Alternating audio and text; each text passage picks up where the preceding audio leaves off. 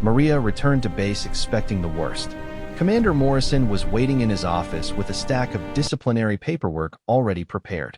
His face was red with anger as she entered and stood at attention. Santos, in 23 years of military service, I have never seen such a blatant disregard for orders and chain of command. You directly disobeyed a superior officer and inserted yourself into an operation without authorization. I'm recommending you for court-martial. Maria stared straight ahead, maintaining military bearing despite knowing her career was likely over. Sir, I understand the consequences of my actions. I accept full responsibility. Morrison slammed his hand on the desk. You think you're some kind of hero? You think you know better than officers with decades of experience? Military discipline exists for a reason, Santos. Without it, we have chaos. Before Maria could respond, Lieutenant Commander Rodriguez entered the office. Morrison looked up in surprise, not expecting the SEAL team leader to involve himself in disciplinary matters. Commander Morrison, I need to speak with you about Staff Sergeant Santos and today's operation. Morrison's expression darkened further. Rodriguez, this is an internal matter. Santos violated direct orders and compromised mission security. Rodriguez remained calm, but firm. Sir, with respect, Santos saved the lives of 12 elite soldiers today. Her actions prevented a mission failure that would have resulted in casualties and the loss of a high-value target. Morrison stood up, his voice rising. She broke the chain of command. She had no authorization to be in that position. Rodriguez pulled out a folder containing photographs and tactical analysis from the mission. Commander, these images show the enemy positions that Santos identified and eliminated. Corporal Webb was in a compromised location that left him unable to effectively engage threats. Without Santos's intervention, my team would have been sitting ducks.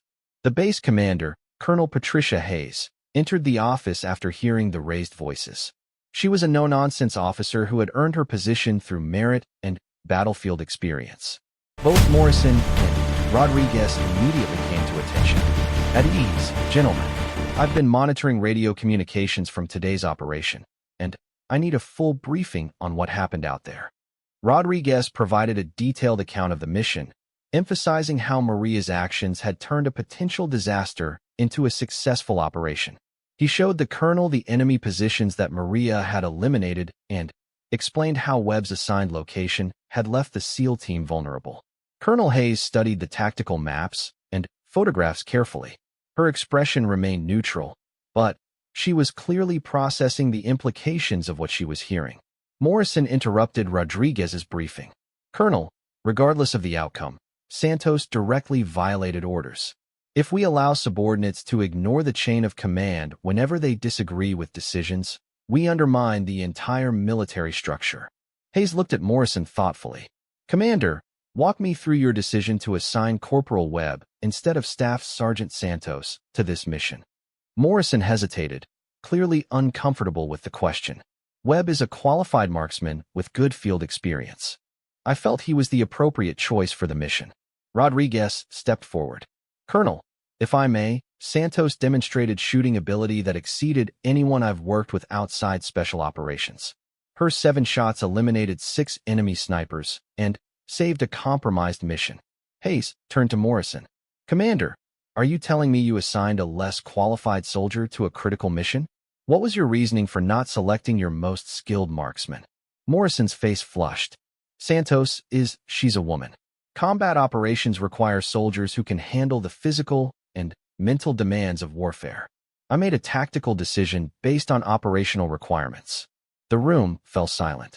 Hayes's expression shifted from neutral to stern. In the modern military, gender-based exclusions for qualified personnel were not only inappropriate, but potentially illegal. Commander Morrison, are you stating that you assign personnel based on gender rather than ability? Rodriguez realized the conversation had taken a dangerous turn for Morrison. Military regulations clearly prohibited discrimination based on gender, and Morrison had essentially admitted to violating those policies. Hayes continued her questioning. Staff Sergeant Santos, explain your decision to disobey orders and join the operation. Maria chose her words carefully. Ma'am, I observed enemy positions that posed a direct threat to the SEAL team. I assessed that the assigned sniper support was inadequate for the tactical situation. I made a personal decision to provide additional support to prevent casualties among American forces. Hayes nodded slowly. Santos, you understand that personal decisions to disobey orders cannot be tolerated in military operations, regardless of motivation. Yes, ma'am. I accept full responsibility for my actions and any consequences. Hayes studied the tactical reports for several more minutes. The success of the mission was undeniable, but the breakdown in chain of command presented serious issues for military discipline. Gentlemen, Santos, I'm calling for a full investigation into this incident. Commander Morrison, you will submit a complete report on your personnel assignments for this operation. Rodriguez, I want your tactical assessment of how events unfolded. Santos, you're confined to base pending the completion of this investigation. Over the following week, investigators interviewed everyone involved in the operation. Webb honestly admitted that he had been overwhelmed by the tactical situation and couldn't have made the shots that Maria executed. Other soldiers came forward to testify about Morrison's pattern of excluding qualified female personnel from combat roles. The SEAL team members provided detailed statements about how Maria's actions had saved their lives.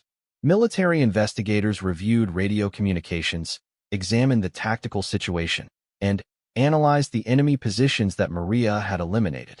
Lieutenant Commander Rodriguez submitted a formal recommendation that Maria receive the Bronze Star for heroism under fire. He detailed how her quick thinking and exceptional marksmanship had prevented multiple casualties during a critical special operations mission. The investigation concluded that while Maria had violated orders, her actions had prevented a military disaster. Commander Morrison was found to have made personnel assignments based on gender bias rather than operational effectiveness, violating multiple military regulations. Colonel Hayes called a final meeting to announce the investigation results. Maria stood at attention, prepared for the worst possible outcome. Staff Sergeant Santos, your decision to disobey direct orders cannot be overlooked. However, the circumstances surrounding this incident reveal systemic failures in command decision-making that contributed to the situation. Hayes paused, looking directly at Morrison. Commander Morrison, you are being relieved of command and reassigned to administrative duties pending retirement. Your discriminatory personnel practices endangered American lives and violated military regulations. Morrison's face went pale, but he maintained military bearing as his career effectively ended. Hayes turned back to Maria. Santos, you will receive a formal reprimand for disobeying orders. However, you are also being awarded the Bronze Star for heroic actions that saved the lives of 12 fellow soldiers.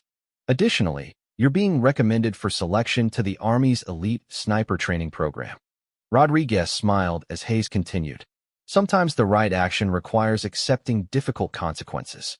Your marksmanship skills and tactical judgment represent exactly the type of abilities our military needs in combat roles. 6 months later, Maria graduated at the top of her sniper training class.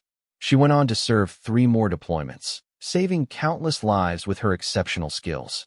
The 8 perfect shots she fired that day in Afghanistan became part of military training case studies, demonstrating how individual initiative and superior marksmanship could change the outcome of critical operations. Years after the incident, Rodriguez visited Maria at her new assignment. She had been promoted to Sergeant First Class and was training the next generation of military snipers.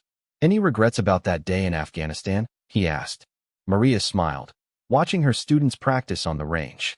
Sir, I learned that sometimes doing the right thing means being willing to accept the consequences. Those 12 SEALs went home to their families because someone was willing to break the rules when the rules were wrong. The story of how a dismissed female soldier fired 8 perfect shots to save 12 elite warriors became legendary within military circles. It demonstrated that courage comes in many forms, and that true leadership sometimes means standing up for what's right, regardless of the personal cost. Maria's actions that day proved that skill and dedication matter more than prejudice and politics.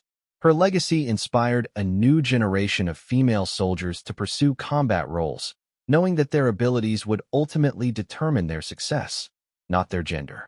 The 8 shots that echoed across an Afghan valley represented more than just exceptional marksmanship. They represented the courage to do what's right when everything depends on it, the dedication to excellence that saves lives, and the strength to challenge unfair systems even when the personal cost is high. At 0400 hours, the SEAL team moved out into the darkness with Corporal Webb as their designated sniper support. Maria watched from the communications tent as their convoy disappeared into the valley. Something deep in her gut told her this mission would go wrong, and she couldn't stand idle while good soldiers walked into danger. Against direct orders, Maria gathered her equipment and began following the team's route on foot. She knew the terrain better than anyone on base, having spent months studying every possible approach to the target area. Using a circuitous mountain path that avoided main roads, she managed to reach an elevated position overlooking the target compound 30 minutes before the SEAL team's scheduled arrival. Through her scope, Maria could see the compound clearly in the early morning light. The intelligence reports had been accurate about the layout, but they had missed something crucial. Enemy snipers were already positioned in the surrounding hills, waiting in ambush. She counted at least 4 different positions with clear lines of sight to the compound entrance. Webb's assigned position would leave him vulnerable to counterfire from multiple angles. The radio crackled with team communications as Rodriguez's squad approached the target area. Webb was struggling to find adequate cover in his assigned position, exactly as Maria had predicted. The terrain simply didn't provide the elevation and protection he needed to effectively engage multiple targets. Maria keyed her radio to the team frequency. SEAL Team Leader, this is Overwatch 7. I have eyes on 4 enemy sniper positions in your target area. Rodriguez's voice came back immediately. Overwatch 7, identify yourself. You're not on our mission roster. Staff Sergeant Santos, sir. I'm positioned on Ridge Alpha with clear sight lines to all enemy positions. Your designated marksman is in a compromised location. There was a long pause as Rodriguez processed this information. His tactical computer showed Santos wasn't supposed to be there, but her intelligence about enemy positions matched what his forward scouts were beginning to report. Morrison's voice suddenly cut through the radio chatter. Santos, you are ordered to return to base immediately. You are not authorized for this operation. Rodriguez found himself in an impossible situation. Military protocol demanded he follow the chain of command, but his responsibility was to his team's safety. Through his binoculars, he could see enemy movement in the hills that confirmed Santos's sniper position reports. Before anyone could respond, the first shots rang out. Enemy snipers had spotted Webb's position and opened fire. The corporal dove for cover, his rifle clattering down the rocky slope. Rodriguez's team was pinned down in the open, caught between the compound and the surrounding hills. Taking heavy fire from multiple positions, Rodriguez radioed. We need immediate sniper support. Webb tried to retrieve his weapon, but enemy fire kept him pinned behind a boulder with no clear shots at the attackers.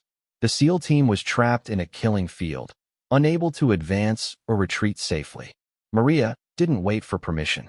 She had identified the enemy sniper who posed the greatest immediate threat to the SEAL team.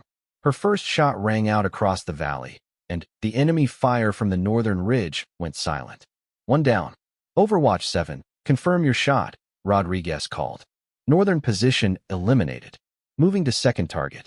Maria worked with mechanical precision, the hours of practice and natural ability combining into deadly efficiency. Her second shot silenced the sniper on the eastern ridge.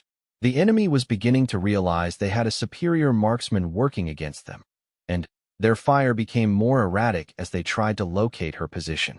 Rodriguez seized the opportunity to move his team closer to the compound. They bounded from cover to cover, using Maria's suppressive fire to advance toward their objective. But 3 more enemy snipers remained, and they were beginning to coordinate their fire more effectively. The third enemy sniper had found a position with partial cover, making a clean shot nearly impossible. Maria adjusted for wind speed and elevation, accounting for the target's movement pattern. Her shot struck the edge of the sniper's cover, sending rock fragments flying. The enemy shooter flinched away from his scope, giving Rodriguez's team precious seconds to reach better cover. Maria's fourth shot finished what the third had started. The enemy sniper fell silent permanently. Webb finally managed to reach his rifle and began engaging targets, but his shots were going wide. The stress of combat and inadequate positioning were affecting his accuracy. Maria could see two more enemy snipers moving to new positions that would give them clear shots at the advancing SEAL team. Multiple targets repositioning, she radioed. SEAL team, hold position for 30 seconds. Rodriguez trusted her assessment and signaled his team to take cover. Maria tracked the movement of the fifth enemy sniper through her scope, waiting for him to settle into his new position. When he paused to line up a shot at the SEAL team, Maria was ready. Her fifth shot eliminated the threat before he could pull his trigger. The sixth enemy sniper had learned from his colleague's mistakes and was using a position with better concealment. Maria could see muzzle flashes, but couldn't get a clear shot at the shooter himself. The enemy was keeping Rodriguez's team pinned down while calling for reinforcements over his radio. Maria made a difficult decision. Instead of trying to hit the sniper directly, she aimed at the rocky outcropping that provided his cover. Her sixth shot struck the stone formation at precisely the right angle, causing a small avalanche that exposed the hidden shooter. Her seventh shot, fired less than 3 seconds later, eliminated the final threat. The valley fell silent except for the echo of gunfire bouncing off distant mountains. Rodriguez's team emerged from cover and quickly secured the compound. Their primary target was captured without a single American casualty. Overwatch 7, this is SEAL Team Leader. Outstanding work. We're moving to extraction point now. Maria began breaking down her equipment, knowing she would face serious consequences for disobeying orders. But as she watched the SEAL team successfully complete their mission, she felt no regret. Sometimes doing the right thing required accepting the consequences. Commander Morrison's voice crackled over the radio, filled with barely controlled rage. Santos, you will report to my office immediately upon return to base. You have directly violated orders and broken the chain of command. Rodriguez's voice cut through Morrison's transmission. Commander, Staff Sergeant Santos just saved 12 American lives. I'll be filing a full report recommending her for commendation. As the sun climbed higher over the Afghan mountains, Maria realized her military career had reached a turning point. She had proven her abilities beyond any doubt, but she had also challenged the authority of a superior officer in the most direct way possible. The consequences would be severe, but the alternative had been unacceptable. Staff Sergeant Maria Santos had always been different from other soldiers. While most recruits struggled with their weapons training, she could hit a target at 800 yards on her first try. The daughter of a Mexican immigrant father and Irish mother, Maria grew up hunting in the mountains of Colorado with her grandfather, who taught her that shooting wasn't just about pulling a trigger. It was about breathing, patience, and understanding wind patterns. When she joined the Army at 18, her drill sergeants noticed her exceptional marksmanship immediately. She could place 10 rounds through the same hole at 300 yards, a skill that earned her respect among the male-dominated infantry units. But respect didn't always translate to acceptance. Commander Jake Morrison was old-school military. He believed women had no place in combat zones, especially not in special operations support roles. When Maria was assigned to his forward operating base in Afghanistan, he made his feelings clear from day one. During briefings, he would assign her to equipment maintenance while sending less qualified male soldiers on patrol missions. The base sat in a strategic valley position, surrounded by rocky hills that provided perfect vantage points for enemy snipers. Intelligence reports suggested Taliban forces were planning something big, but Morrison dismissed most of the warnings as routine chatter. He was more concerned with traditional military protocols than adapting to the guerrilla warfare tactics that dominated the Afghan conflict. Maria spent months watching patrol teams return with stories of close calls and near misses. She studied the terrain maps obsessively, memorizing every ridge and valley within a 10-mile radius. During her free time, she would climb to elevated positions around the base, practicing range calculations and wind readings. The other soldiers thought she was wasting time, but Maria knew preparation would save lives someday. The tension between Maria and Commander Morrison reached a breaking point during a staff meeting in late September. A Navy SEAL team had requested sniper support for an upcoming mission to capture a high-value target in a nearby village. Morrison immediately assigned Corporal Danny Webb, a decent shot, but nowhere near Maria's level of skill. Maria raised her hand respectfully. Sir, with respect, I have the highest marksmanship scores on base. Perhaps I should take this assignment. Morrison's face turned red. Santos, your job is to maintain weapons, not use them in combat. These Navy boys need someone they can count on, not someone worried about breaking a nail. The room fell silent. Several soldiers shifted uncomfortably, knowing Maria's abilities far exceeded Webb's. But Morrison had made his decision, and military hierarchy meant his word was final. Webb looked embarrassed, but couldn't argue with a direct order from his commanding officer.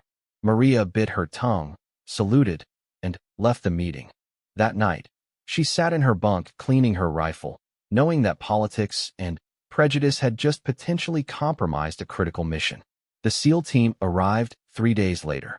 12 elite soldiers led by Lieutenant Commander Alex Rodriguez, a veteran of multiple deployments who had earned his reputation through countless successful operations. Rodriguez was professional, but clearly frustrated with the sniper support assignment. He had specifically requested their best marksman, not someone chosen based on gender politics. During the mission briefing, Rodriguez studied the terrain maps with growing concern. The target building sat in the center of a compound surrounded by multiple elevated positions. Enemy snipers would have clear lines of sight to anyone approaching the main structure. Success would depend entirely on precise counter-sniper fire to clear the way for the assault team. Rodriguez pulled Morrison aside after the briefing. Commander, I need to know about this Corporal Webb. Can he make shots at 600 yards under pressure? Morrison nodded confidently. Webb's one of my best. You've got nothing to worry about. But Rodriguez had learned to trust his instincts over the years, and something about Morrison's response felt forced. He decided to conduct his own assessment of the available personnel. Walking through the base that evening, he noticed a soldier practicing with an M24 sniper rifle at the outdoor range. Even in the fading daylight, the shots were grouping tighter than anything he'd seen outside of special operations units. The soldier turned around, and Rodriguez was surprised to see it was a woman. Maria noticed his SEAL insignia and stood at attention. At ease, soldier. That was impressive shooting. What's your name? Staff Sergeant Maria Santos, sir. I maintain the weapons systems here. Rodriguez looked at the target through his binoculars. 5 shots through a hole smaller than a quarter at 400 yards. How long have you been shooting? Since I was 8, sir. My grandfather was a Marine Corps sniper in Vietnam. He taught me everything. Rodriguez felt a knot forming in his stomach. This soldier clearly had the skills his mission required, but Morrison had assigned someone else. Military protocol prevented him from directly questioning a commander's personnel decisions, but lives were at stake. That night, Rodriguez couldn't sleep. He reviewed the mission parameters repeatedly, knowing that marginal sniper support could mean the difference between success and disaster. His team had trained for months to capture this particular target, a Taliban commander responsible for coordinating attacks on coalition forces. The intelligence window was closing rapidly, and this might be their only chance. Meanwhile, Maria lay awake thinking about the same mission. She had overheard enough conversations to understand the strategic importance of the operation. 12 of the military's most elite soldiers were about to risk their lives with inadequate sniper support because of one man's prejudice. The mission was scheduled for dawn, with the team moving out at 0400 hours. Maria made a decision that would change everything. She began preparing her gear, knowing she might be risking her career, but unable to live with herself if good soldiers died, because she followed orders instead of doing what was right. Rodriguez spent the early morning hours going over contingency plans with his team. They were professionals who could adapt to challenging circumstances, but he couldn't shake the feeling that they were walking into unnecessary danger. As the sun began to rise over the Afghan mountains, both Maria and Rodriguez were about to discover that sometimes the right choice requires breaking the rules.